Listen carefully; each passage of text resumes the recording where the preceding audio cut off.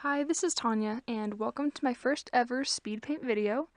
It's the first in a series that I'll be making about my nature spirits, and it's a really quick, simple illustration, but I'm going to start off by telling you a little bit about my process, and then you can just watch me paint.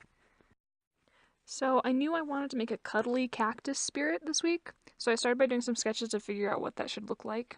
And I started off trying to give the cactus like some arms to make it look more huggy, but I decided I didn't really like that for this anyway. And for inspiration, I'd been looking at some pictures that I just found off Google of potted cacti because they're really cute and round, and so I felt like that fit the aesthetic I was going for.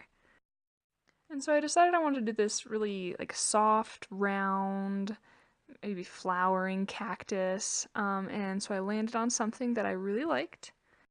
And so I ended up taking that sketch and dragging it over into its own file, and that's where I got started on the final line art. And I'd been looking at some of my other nature spirit sketches because I'm trying to create this sort of unified look for all of them. So I'm trying to keep my line art the same and sort of my color choices and my shading style basically the same. So I referenced to them quite a bit throughout all of this process. And then I basically just made some choices about color.